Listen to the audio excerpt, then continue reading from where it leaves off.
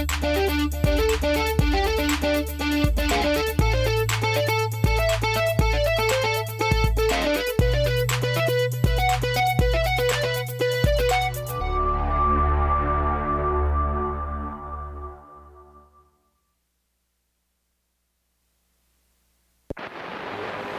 of Earth, we come in peace. Welcome to this neighborhood, neighbor. I am the Martian ambassador. Des Moines and all of central Iowa, welcome to Mac's World Live. Mac's World is your world. Every day we talk about the issues and topics that matter most to you. And as always, it's your voice we want to hear in Mac's World. So join the conversation by calling 515-244-0077. And now, here's the host of Mac's World Live, J. Michael McCoy. All right, good afternoon. 6.5 minutes past the hour of 3 o'clock on this Monday. Ooh, look at this. It's the 22nd day of the second month in 2016. I don't know, that's a big deal. I just thought it was cool. Welcome to the program today, and we sure thank you for stopping on by today. Hope you had a wonderful weekend. Later on today, I've got a young man I'm going to introduce you to who's dealt with life's hurts, habits, and hang-ups. It'll be a special edition of Restoring Hope, and we hope that you're listening for that time. Phone lines are open at 244-0077. By the way, that's area code 515-244-0077. Maybe you've got a topic on your mind. Maybe you've got something you've been wanting to ask, Frank. And we never seem to be talking about the topic, and so you're uncomfortable bringing it up. Today you can do that in the first hour. 515-244-0077. And also we have the Service Legends Truth Talk text line at 515-809-0993. You can call that number. I'm sorry. You can text anything you want to that number. And Bob Monster at the Cat in the Hat watching the chat and the text will be more than happy to read it on the air and let us know what's on your mind. I might, depending on what it is.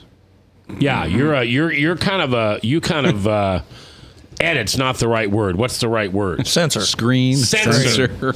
Oh, I hope it's not censorship. I think it's probably more like screening. Because don't you usually get, you get okay stuff, but here's what happens, and you have to admit this, Frank. You text him things, hoping that he'll put, boy, did I sure like what Frank said. Yeah. And after about the second one of those that comes in the same minute, Bob looks over at the number and goes, yeah, that's Frank's number. But we sure appreciate you being able to do that. Thanks for giving me the idea, though. Oh, you've done that before. Don't give me that. And all this week, I'll be giving you an update on the big upcoming wedding. Now, Ryan, I want you to dial a number for me and tell him that I want him to come on the radio for just a second. I didn't do this before. I should have. And then we're gonna have some fun with my friend Kelly, because Kelly's getting married on Saturday.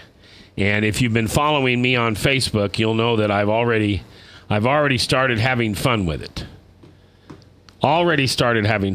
Talking about the big shindig that's coming up this weekend with Kelly. I got this same commercial that keeps coming up on my phone. Yeah? I hate it. You don't like hacked. it? You've been hacked? I don't know. That wouldn't happen if you had an iPhone. It wouldn't happen if I had an iPhone. Because they're secure and things like that. Yeah. Primarily because they haven't given over their encryption codes to the federal government. Right, yeah, except... Yeah. Where's the headline in today's... Yeah, my iPhone hasn't been hacked, Frank. Yeah. Unlike those other style... Right, unlike Mac's phone, which has clearly been hacked. Like Android phones, etc. Right. So anyway, Kelly is one of my best friends, and he's kind of like a son to me, but I don't know how far we are in age. I don't think he's terribly that much younger to me. Right. But he's always been like a son to me, and he's getting married this Saturday. Yeah. And I'm involved in the wedding, and I'm looking forward to it, and I'm trying to keep things light.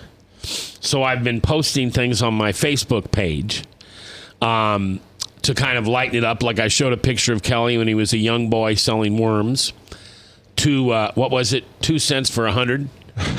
Yeah. And then I showed a picture of him riding on the tractor when he was just a little youngin', and I was obviously older. And so we're going to be doing that all week just to kind of honor and highlight this marriage that's coming up, because this is a marriage that, how could I say this if he was listening? I probably couldn't say this if he was listening.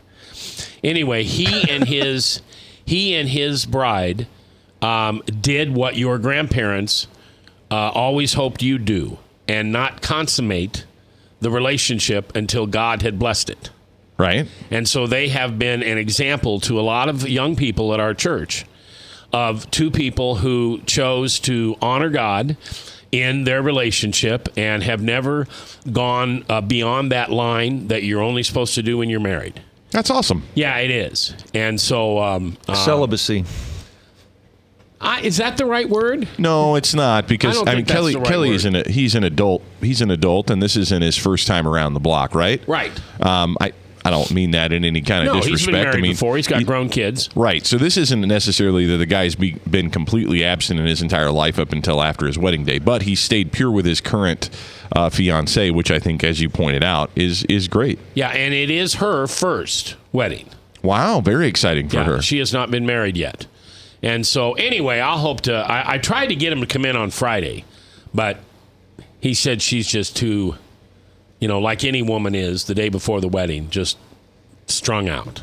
Yeah, it's an exciting and stressful time at the same time, right? I mean, it's busy. Mine was a blur. I barely remember it, to be honest with you. But most people do. Most people are like you. They don't remember. It's just it's there and it's gone. And I think the only guy remembers is the guy that's got to write the check. Right. We don't seem to forget too quickly. And I apologize, I'm pulling this out of the air, but there's a fascinating statistic, and it shows the relationship between the more elaborate and expensive the wedding itself is, the shorter the marriage tends to be, and the more simple the wedding is, the longer the marriage tends to be. There's kind of seems to be a correlation, and I can see that because sometimes if we put all the emphasis on this special day, then maybe we've missed the point. I mean, it's about a lifetime commitment. There's a lot more going on, and I'm excited for what God has done through Kelly's life. That guy, I've only known him for a short time, and he's been an encouragement to me of what God has done to change him and how God's leading him and guiding him and growing him into the kind of guy that anyone would want to know. Yeah, he'll tell you that at the lowest point in his life, he was so low that the only guy he could think to call to help him was me. That's how low he had got. That I was the only one. Yeah. And so he reached into the bottom of the barrel, and that was a lot of years ago. Kelly, and I wish he was on. I know. You don't have the number. I'm looking at Ryan like, why isn't he on? But I haven't given him the number yet, which I'll give him the number in a minute. Kelly worked for me. Yep. For years and years and years. And Kelly was much like my business partner is. And my business partner and I have been together for 27 years. And Pat loves pennies. And Pat hates people. So in the hospitality industry, I'm out front doing what I need to do to make sure the customers are happy. And they're in the back making sure that the stuff's being made so the customers can be happy. All right? And Kelly and I would just lock horns. And I'd fire him. And then he'd go to Pat and say, here's my keys. Mac fired me. Oh, Mac's not going to fire you. Hold on. Just come back in a couple days. And Pat had pulled me aside. And we need Kelly. I don't need Kelly. Yeah, we need Kelly. Got to remember, I was drinking back then. So I was not the reasonable, lovable man I am today. Yes. Yes. Yes. Yes. Yes. Bob, yes. Yeah. Yes. Yes. And so the third time, or maybe it was the fourth time I fired him, I told Pat, I said, there's no hiring him back this time. There's no way. So we met at a place where nobody else was there, and I went to the Hobby Lobby or whatever the hobby shop is. You know this story. And I got one of those little plastic bridges like you put in a train set or whatever. And I told Kelly, I should have him tell this story because I told this story like we had bonded together in this relationship, and there was so much he had done for me, and that I couldn't even speak of. And he thought he was, going to get a promotion or something. And then I take this thing of lighter fluid and I cover the bridge with it, and I light it on fire, and I say, I'm burning this bridge for good, and you're never coming back. Quite the theatrics. Quite the theatrics. He Ever loves the to showman. tell that story. Did you feel sometimes like George Steinbrenner and Billy Martin?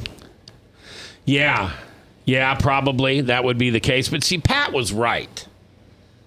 Pat, we needed Kelly in our organization. And after we lost Kelly, we weren't as good an organization. And then, like 10 years later, he called me up one day and he said, I need somebody who knows Jesus. And I didn't even really know Jesus back then. I was that cultural Christian that thought I knew God and had a great relationship with him. And now that man has become, he is stellar.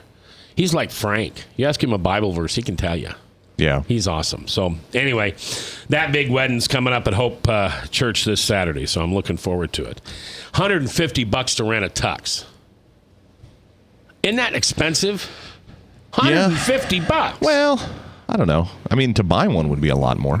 Well, $150 to rent a tux. Yeah. That's because people sweat a lot. They get them really dirty. It costs a lot to dry clean them. You know what I mean? Ooh. Well, they're nervous. Ooh. Yeah. That's I'm going to see if I can pick it up early and wear it to the show on Friday. You won't be here, though, right? I won't be here. When no. do you get back? I get back Friday afternoon. I don't think I'll be here in time for that. Oh, what time's your plane land? I don't remember right now. You're just going to cop out and not come into the office. So anyway, all right, when we come back, a Waterloo Cedar Falls man is charged with the first-degree death in a Boone home in January of 12. You remember that? They're trying to figure out who the jury should be and where the trial should be. A man shot and killed by Urbandale police has been linked to the murder of a 71-year-old Des Moines woman. There's DNA for you. And also a 22-year-old man allegedly got into a knife fight with a guy here in Des Moines. So that's what we're going to talk about. We'll have your 2 cents worth. And then, of course, later on, coming up in the next hour, Adam and his life's hurts, habits, and hang-ups. Right here live in Mac's World.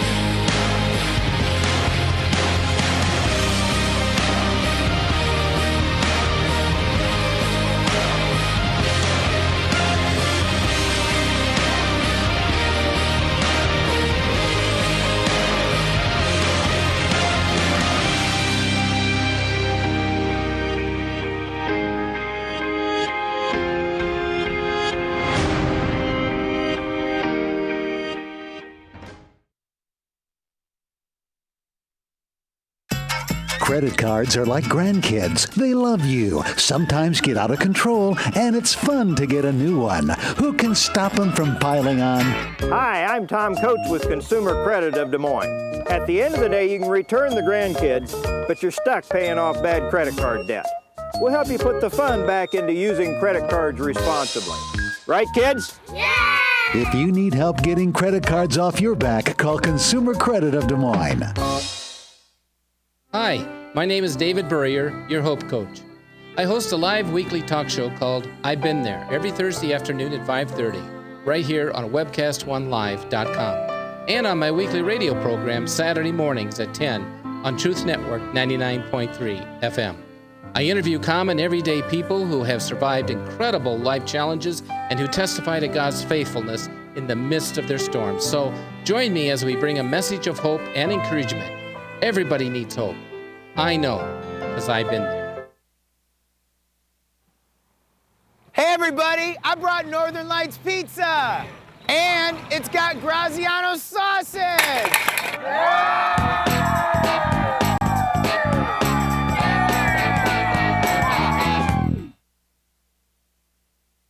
Rockton Prevention is celebrating 25 years of creating a caring community. We want to say thank you to the tens of thousands of Rock High School mentors that have carried our message of health, love, and encouragement to over 1.5 million children, teachers, and parents. Our mentors teach children methods and skills to prevent bullying and drug use. Thank you to all the school administrators, teachers, and counselors for the opportunity to serve you. Rock on, fair citizens, rock on.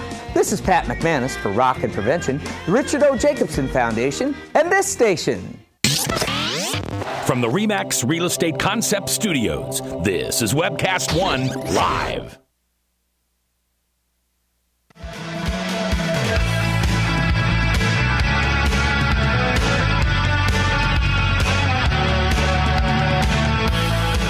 All right, 21 minutes after 3 o'clock, 3:21 in the afternoon, 22nd day of February in the Lord's year 2016. We're almost through February. A week from, what is it? A week from today is the 1st of March. Hey, we're 30 days from spring.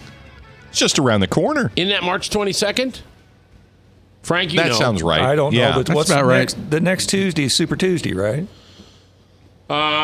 Next Tuesday is Super Tuesday. I believe that's correct. I know March 27th is Easter.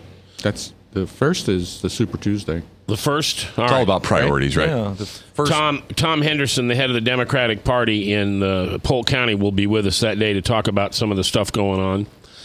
All right, you've got a couple texts that you want to read for us from the Service Legends Super Talk Text Truth line.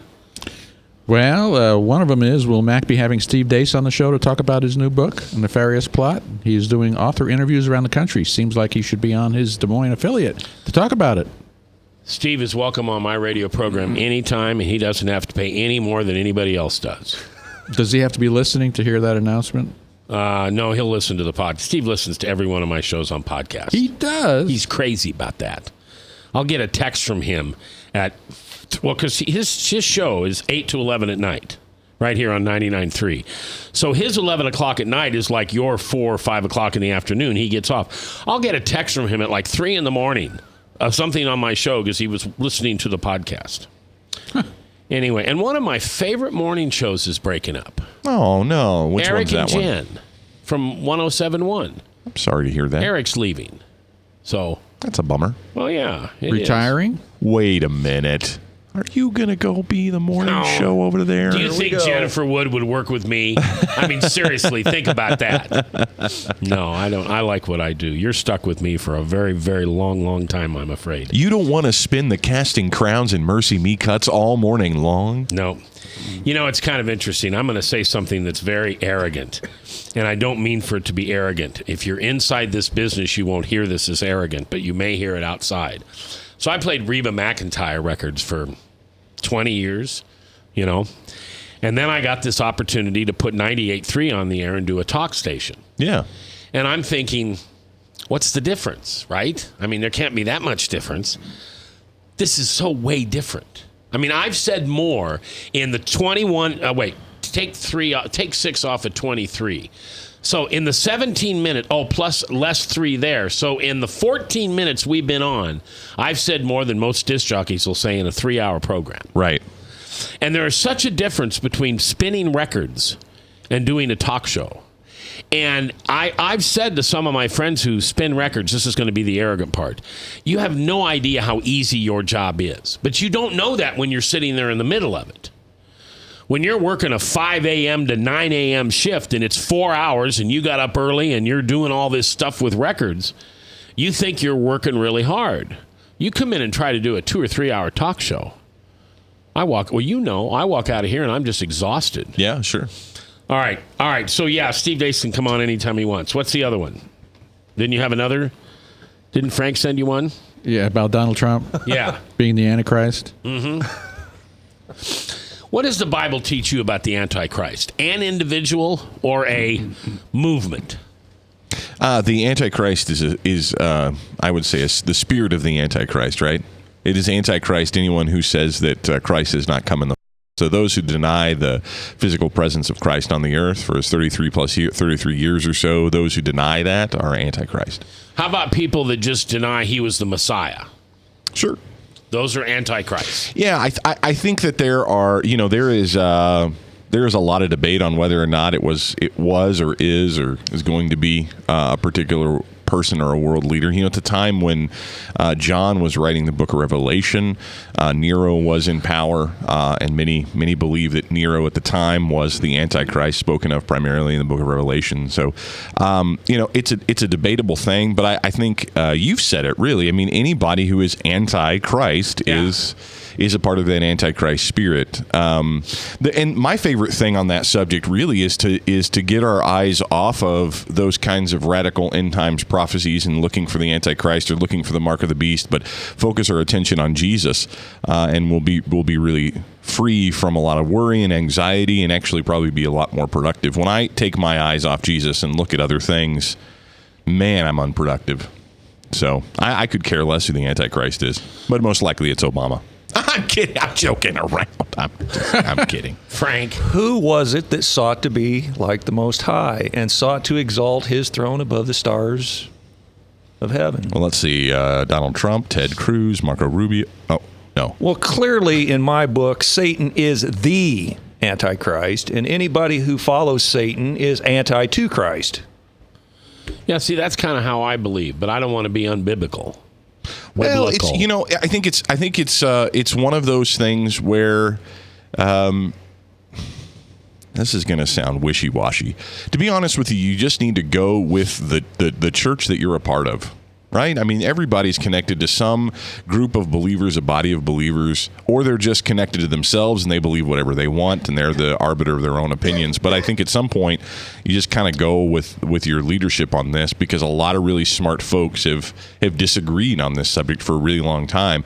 I always take pause to consider that John Calvin wrote a commentary on every book of the Bible but Revelation. I always find that fascinating, that he didn't write a commentary on the book of Revelation. What do you have to say about Daniel? I don't know. I didn't read it, but I think he did write one on Daniel. Maybe he ran out of time. Yeah. Well, maybe. Well, but no. Is there a reason why he didn't? I'm looking at Ryan for that one. No, I'm not 100% sure. I just believe that. I think it's of Calvin that they say it was just too hard to tackle. To be honest with you. Yeah. It is a hard book. It's a hard book because we don't. It was written in a style that is not a style we read in anymore. And I think Pastor Luke Tim, who's been on the show multiple times, I think he pointed that out really well. It's written not in a linear fashion, but in a cyclical fashion, and meaning that it begins, it starts back over, it begins, it goes forward, it starts back over, that kind of like in a circular way. And every time we sort of loop the circle in the book of Revelation, we get new information. So it seems sometimes like something new is being talked about, but it's more information on the same topic. That's the tradition that I'm in. That's how we approach the book of Revelation. I mean, every time I try to participate in a Bible study on the book of Revelation, everybody wants to quit. We're 2 or 3 chapters in, and even if we have a scholar, like Frank or a pastor or somebody there who can break it down. Kevin Johnson, he did wonderful when he came in to talk about the book of Revelation, but it just, I don't know. Well, maybe that's the book we should all know the best. Maybe that's the one that's right. is the most important, and so the accuser thinks we get confused on it. And Frank might be pointing this out. I mean, it's one of the only books in the Bible that actually says it comes with a blessing. That's right. Right. It comes with its own blessing. But I think I'm of the persuasion that tends to agree with Pastor Luke Tim, where the real thrust of the book of Revelation is the victorious church, is the victorious Christ, and it is a book of worship to Jesus. So if we read it through the lens of God being victorious, I think we would be encouraged again to focus on Christ and not discouraged and distracted by the goofiness in the world. Because, man, it's a dark time right now, and Trump is a good example of a time to be depressed. Donald Trump is an interesting figure in today's politics. I mean, I don't think...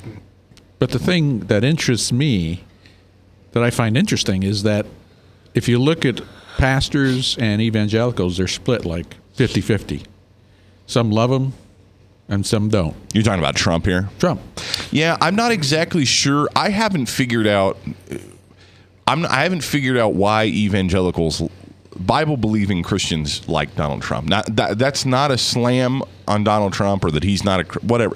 I haven't heard an answer to why that is. Have you heard, Bob? Do you know Bible-believing Christians that are voting for Trump? Some people are very, very. I mean, and I'm talking. If you talk about pastors, right? Well, I mean, you look at Jerry Falwell Jr., right? Who is a biggie, right? And there are some others that I've seen on the web that have been endorsing him and believe that he's going to make change, and they're believers.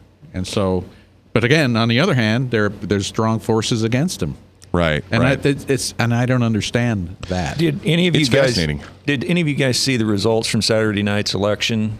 Yeah.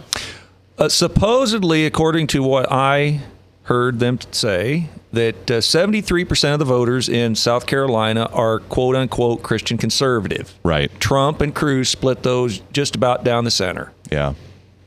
I know, and that what I've been seeing online is just kind of a shock about that, kind of a sense of this is odd. This is really odd, and it's astounding to me, to be completely honest with you, because I don't feel like I know Trump. I don't feel like I can put my hands around him. I don't feel like he's the kind of guy that maybe. I mean, he says a lot of exciting things to a lot of people. I just don't feel that there's a lot of depth there, and I don't know that I can trust him. And he scares me a little bit, the way that he reacts to people that dislike him. He's so sensitive. He's got a very thin skin. If somebody says something mean about Donald Trump, he comes right back after him. That doesn't strike me as a man who has a lot of confidence. Mac, you and I have talked about kind of our own I have that personal defect. Somebody says something bad about me, I don't have the thickest of skin. I mean, it hurts. But to be the president of the United States of America, I think you got to be a little tougher than that. But Yeah. I'm the same way, and doing this job is hard because right now somebody could decide they don't like what we're talking about and shut the radio off, and I don't know why. And then they say, "Oh, I don't listen to him because he talks about this." Here's something funny. I actually had somebody come up to church to me on Sunday and said, "Why are you so pro-Catholic?" And I said, I didn't know I was pro-Catholic. Well, all you talked about Friday were the fish fries, and they were all at Catholic churches. So here's somebody listening, and it's a blink. It's a 1 day. It's a 1 hour, because we had a lot of fun with the fish fries. Yeah. And this person came up to me and said, "Why are you pro?" They went from that to this, and I can't blame them. Sure. Because I listen to my own show 2 hours a day. Most other people, they catch a quick glimpse as they're in the car for 10 minutes, and that's it. Yeah, but my question is, did you go to any of those fish fries? No, I didn't. Well, then you don't support. Okay. Now, I wanted to, man. I was hungry. It's interesting who attacks Trump, because Michael Nutty Nutter, is the mayor or ex-mayor of Philadelphia. And he actually had the audacity to say this Saturday night that making America great again is code word for Trump hates the black president, and it's tinged with racism. So when you got, I guess I view it this way. When you don't know which way to go, I generally look at who the New York Times endorses, and I go the opposite way, because they absolutely endorsed John McCain for president. Then when they sold us John McCain, they turned around and told us how old he was and he didn't deserve to be in office because he was too old. Look at Obama, look at McCain, go with the younger guy. So a lot of times when I don't know the difference in a decision, I often look to what side Ted Kennedy was on, and I took the opposite side. A smart guy that I like, he's been sharing this. Shane Vanderhart, Caffeinated Thoughts is his blog. He has a radio show Saturday mornings at 8 a.m. on 99.3 FM. He shared, in response to this weekend, that if Trump gets the nomination, he's not going to get elected because there's not enough people really voting for him. The people who have voted for him in the primaries, that's all there are. He won't have any more voters after that's over. It's not enough to win. All right. By the way, Trump took 32%, and Rubio came in second, and Cruz came in third, and they were 0.5 of a point apart. Pretty close. We're coming back live on The Truth. Lights Pizza's amazing garlic butter makes amazing breadsticks. Now available in 12-ounce bottles at Northern Lights, Hy-Vee, and Graziano's. Northern Lights Pizza. I'm Brian Leach, owner of Service Legends, and my position is Chief Talent Officer. I'm Nicholas Wonderscheid. I am Bernie Hobbs. And I'm the Service Manager. Marketing Director and Client Relations Manager.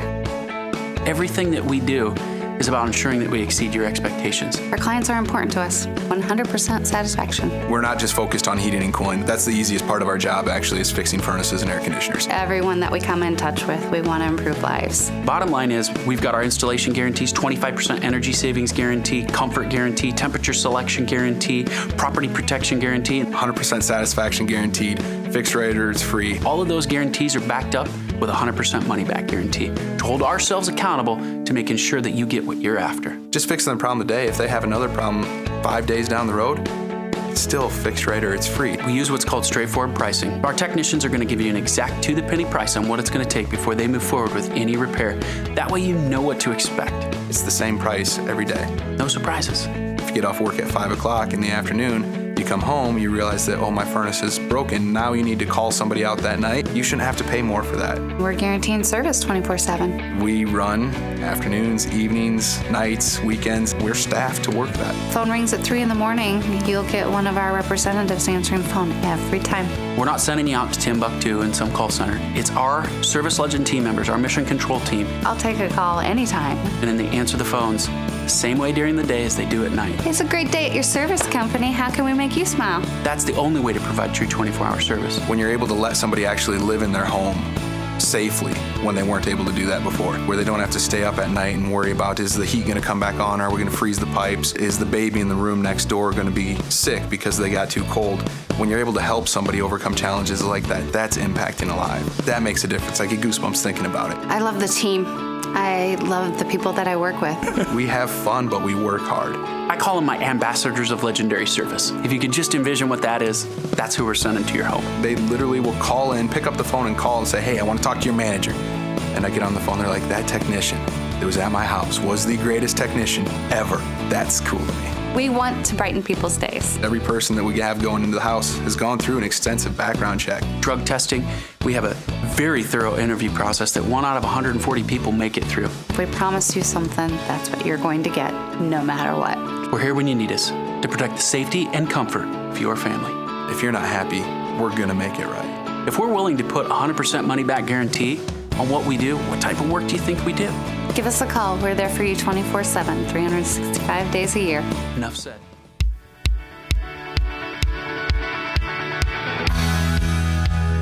Heights, five, dry. Oh, sorry. 3:38, 22 minutes before the top of the hour. We're live here in Mac's World Live on the 22nd day of February in the Lord's year 2016. J. Michael McCoy along with Ryan producing today, and then we have Frank the Verse Thomas, and of course Bob Montserrat, the cat in the hat, he's twice two. He works hard. He does twice as much as anybody else around here does, because he not only monitors the chat, which you can log on to at webcast1live.com, but he also watches the Service Legends Truth Text Talk line at 515-809. Did I tell you that? 515-809-0993. And that's where you can just text in something and, you can just tell us whatever you want. And you don't have to do your voice or anything like that. Now, Tony has decided that he's going to call in because he wants his voice heard. And so, Tony, I'll welcome you to Mac's World on this fine Monday. How are you, sir? I'm doing very well, Mac. What can I do for you today? I just wanted to tell you that Frank said something I totally agreed with last week, and I just wanted Whoa, hold on. Let me open the program. Frank was right. Wait a minute. Yeah, it's full. I mean, it's not full. There's nothing there, so you'll be the first one, Tony. Go ahead. All right. Mac, you always ask people about their passions and stuff. My passion is evangelism, and last week he said that evangelism is more of a command to be obeyed than it is a gift for a certain few, and I totally agree with him on that. And I very seldom ever hear anybody mention that, and I just thought I totally agree with it. Now, what I heard you just say, Tony, was you very rarely agree with Frank. But on this one, you do. A broken clock is right twice a day. No, but that's right. Evangelism is it's not a word, it's an action. Well, it has to happen for the end to come. The message of Christ has to be given to every nation, kindred, and tongue. Then shall the end come. We're not starving in the United States for lack of the word, of access to the word. But many countries are. And until that word gets to them, the Lord can't come yet. That's right. We need to go preach the gospel to every creature. Hey, Tony, I appreciate your comment, and here's something I've been pondering that's on the same line, and I want to ask you this. I live in a bit of a Christian bubble. Okay, I work at a Christian radio station, and most of my social activities revolve around church. So I'm going to be honest with you, man. I was a evangelist type guy, would go out in a street corner and pass out tracts, talk to people about Jesus at random, at will, approach people in bookstores, things like that. I've lost that fire to do that. And what do you say to guys like me and that are kind of living in a Christian bubble who've lost that passion for the lost word out there? What's your word of encouragement other than just stinking do it, Yeah. And you're not the only one. There's multitudes of pastors and people on church staffs and things like that are doing exactly the same thing that you're talking about there. And bottom line, we need to repent and we need to be obedient to what Christ said. We cannot win the lost, and we're not going to touch people's lives until we rub shoulders with the lost. I mean, somehow, some way, we've got to be able to be in contact with them, whether it's inviting a neighbor over for a cup of coffee, or you don't have to go stand out on a street corner and pass out tracts to do it. But it's like you're down there at Burger King, and you could talk to somebody at the coffee shop or at Burger King, or as you're going about your daily routine and daily business. We got to be able to bring the gospel in every situation and every circumstance, and that takes some boldness, some holy boldness. Yeah, it sure does. Well, Tony, I'd also ask you, if we're called to be the light and the salt of the world, does that tell you that we're to be co-participants in this effort for souls? Yes, we need to be working together to get the gospel to as many lost people as we possibly can. Frank, if you're the salt, we're in trouble because my doctor told me I need to reduce my salt because of my blood pressure. Sodium intake. Yeah. Well, Tony, you know what I do? I'm not always the best example of what people think Christians should be. I'm especially the cultural Christians, because they think I've just got it all wrong. That you have to be a certain way, and you have to talk a certain way. I put on my Facebook last week, I love Jesus, but I cuss a little. Now, to me, taking the Lord's name in vain is the only swear words that should never come out of my mouth.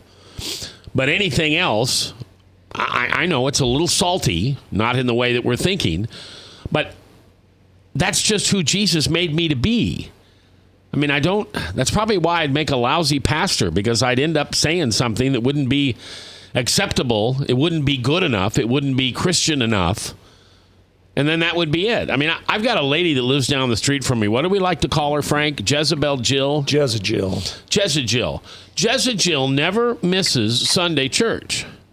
But she's the first one to tell me how unchristian-like I'm acting.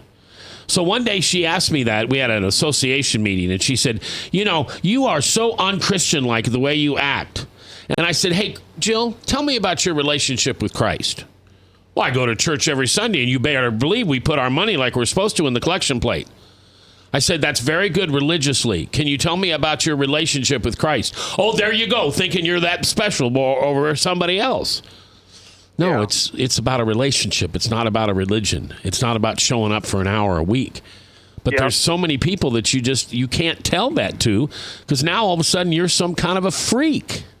Yep. And I like being a Jesus freak. Yep. The Bible says we're going to be a holy nation. We're going to be, a peculiar people. I think it says in the King James. We're going to be different. We ought to be odd, compared to the people of the world, because we have a personal, real relationship with Jesus. And when you walk in a real relationship with him, he changes your heart. Yeah. Therefore, he changes everything about you. That includes your mouth, your tongue, the words that come out of your mouth. Everything's going to be changed. And we should be a peculiar people that stand out in our culture. We ought to look different, act different, talk different. Yeah. But, I don't know if you got to watch this last Sunday's sermon from Lutheran Church of Hope if you get to, because the show opened up with Depeche Mode's Personal Jesus song. Remember that? Mm-hmm. And then it was about the 5 kinds of Jesuses that are heresy. And it went through the 5 different types of Jesus. I took the notes in my Bible. I should grab it. And each one of those Jesus was man-made. Yeah. And the only Jesus that wasn't man-made was the guy who was like the Jesus in the Bible, who got mad at stuff, who called out the Pharisees, who made funny little smart-alecky comments towards other people. He was not this peace-loving, white-robed guy walking around singing Kumbaya. Yep. He truly was the king of the fallen. Yeah. And people just don't, I don't know. They missed it. Of course, I missed it for 50 years, so I understand how you can think you got it and you missed it. Yep. Tony, I appreciate you listening, and I'll write it down that you thought Frank was right. All right. Sounds good. All right, Tony, appreciate it. God bless you guys. Yep, God bless you. And there's something Tony just said that I almost always end every interaction. I went to the bank today. The lady behind the counter that helped me was quite boldly Indian. The dot, not the feather. Because she had the dot. And I didn't want to be rude or anything. I have 100 questions I'd like to ask her, but she's at work and that's not the place. So at the end, I just said, God bless you today. I hope he really works a miraculous way in your life today.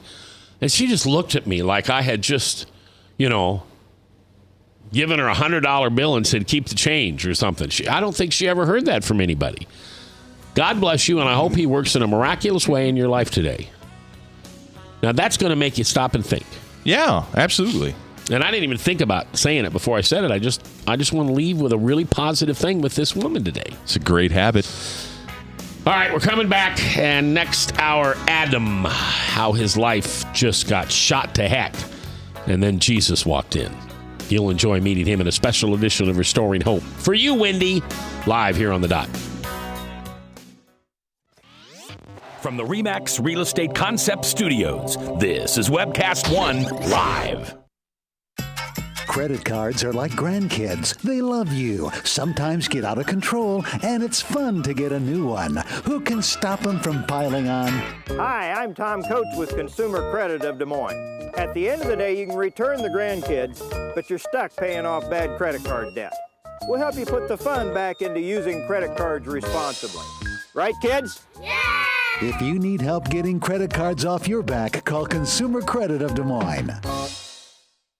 Rockton Prevention is celebrating 25 years of creating a caring community. We want to say thank you to the tens of thousands of Rock High School mentors that have carried our message of health, love, and encouragement to over 1.5 million children, teachers, and parents. Our mentors teach children methods and skills to prevent bullying and drug use. Thank you to all the school administrators, teachers, and counselors for their opportunity to serve you. Rock on, fair citizens. Rock on.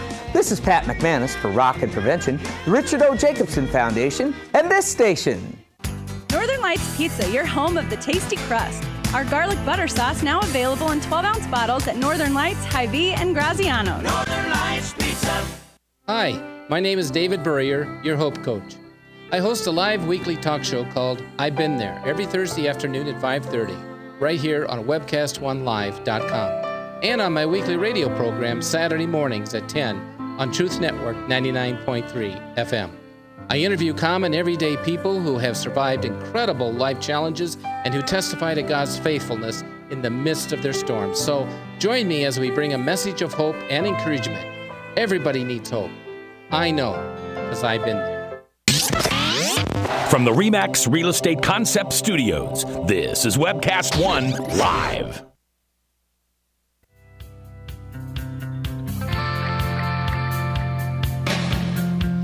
3:50, 10 minutes before the top of the hour, Salem Radio Network News. And then a special edition of Restoring Hope with my guest, Adam. We've got a text from the Service Legends Truth Text Talk line at 515-809-0993. Yes, the question is, why doesn't anyone on the show say anything about being led by the Holy Spirit in choosing a president? I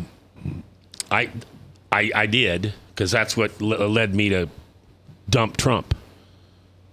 Sure, so we have. So yeah, you may not have been listening the day I talked about it, but it was the Holy Spirit that absolutely convicted me that I was following the wrong guy when I was following Trump, and then I had no idea who I was going to vote for, no idea at all, until 20 minutes before the caucus starts, and I'm praying going into the caucuses, God, you just need to tell me who, what am I looking for? What am I looking for?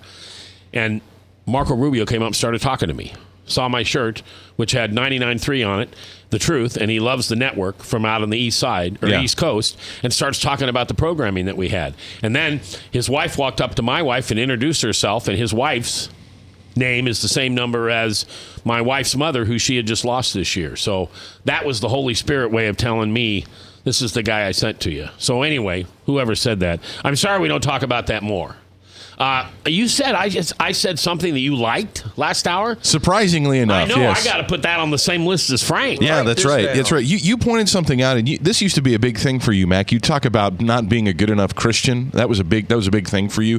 And I realized is listening to you talk about how you were at the bank. You said, and the teller there, you said, "God bless you." Hope whatever. You said some encouraging words, spiritual words to the person.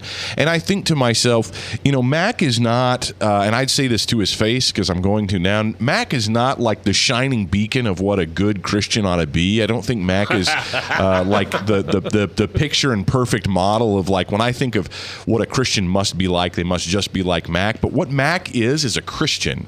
He's a born-again believer, has a living relationship with the Lord Jesus Christ, and that is profound, and that's something that I've experienced multiple times in my life. And Mac has been an encouragement to me, and I know that the Spirit is working in his life to change me and to affect other people. So here's the contrast, right? Mac, you are not the picture of the perfect Christian, okay? I love you, man. You know that. I know. But here's the really cool thing. You're a heck of a lot better Christian than I am, because I aspire to be the picture of the kind of great Christian, all that kind of stuff. But here's what's cool about you. So, like telling jokes about puppies and right, shouldn't do that. Yeah, shouldn't do that. Okay. And here's the thing about that is I, like many other Christians who feel as though they're good enough or have arrived or have always lived a Christian life and are really concerned about looking good and looking the part, we're chicken when it comes to simply sharing our faith. But you said something, I think, that because you said it was profound.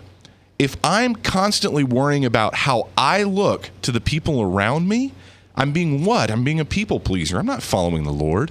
If I understand that Christ died for me, that I'm saved, that I've been set free, that I have a new identity in Jesus Christ, and even though I'm a screw up and I'm a mess up and I'm going to say stuff I shouldn't say, and I might even say words I'm not supposed to say and have attitude that I'm not supposed to have, none of that matters. Because it's not about me, right, Mac? It's about Jesus. And I want other people to know Jesus the same way that I know Jesus.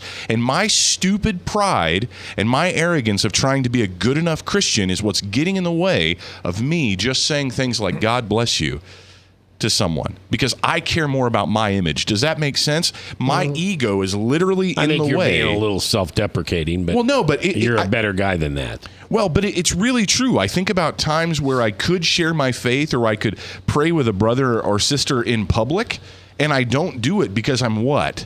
I'm worried about what other people think, and I'm not worrying about what Jesus wants me to do. Jesus sees me as perfect. Jesus sees me as righteous. Jesus sees Mac as perfect. Jesus sees Mac as righteous, as the model, as the picture of what a Christian should be.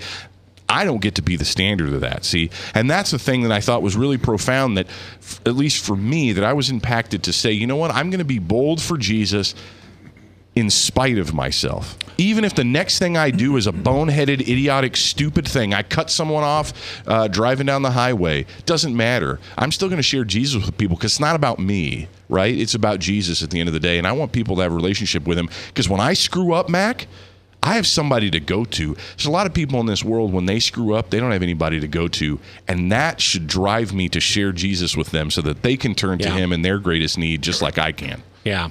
Yeah, that's good, Chris. I agree. I'm really encouraged by that today. Tony said something. Thank you. Thank you very much. Tony said something key, though, about being a peculiar people.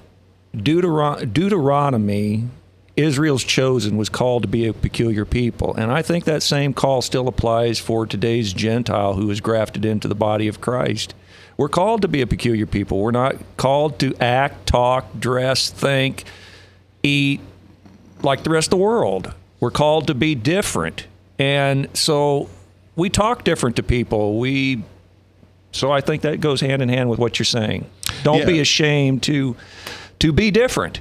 Yeah, and I've experienced it multiple times in the past week, actually. One of the things that I've been personally convicted of is not praying for someone.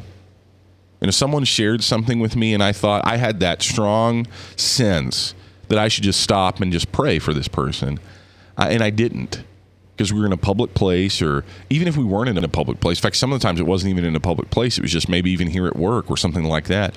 And I'm just a chicken. Because what I think about is I'm not good enough to do this. I'm going to say it wrong. I'm going to screw it up. I'm going to mess it up. And isn't that the devil? Isn't that just the way the devil works? Yeah. He is the accuser of the brethren. He looks at you and he says, you're not good enough. You're a lousy, no good so-and-so. Your clothes are all dirty. You smell bad. You haven't showered in 15 days. I shower regularly. Why are you looking at me when you say that? Sorry.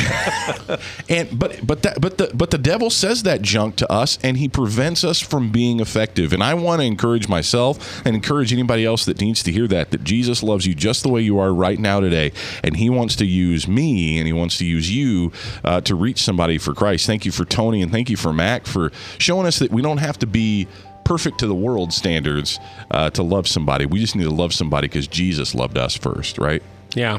Yeah, I thank you for that, Mac. It's that thing I end the show with all the time, and that is that you need to forgive like you want to be forgiven. And I'm going to try. I'm changing that. I'm trying to work on that. Like you said. You said that. We should forgive as we will be forgiven. As Christians, we are going to be completely and totally forgiven. All of our sins are going to be wiped away perfectly, and we should forgive people in that same way today.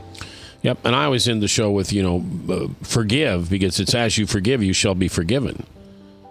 But I'm beginning to like the thing that fell out of my mouth the other day. I didn't think about it. I don't get credit for it. But forgive as you will be forgiven. And that's the amazing thing about a relationship with Jesus. When you think what he did for us. And you try to explain that to a non-believer or a cultural Christian, and they don't get it. And they let the accuser get all up in themselves. I know, because I do it. All right.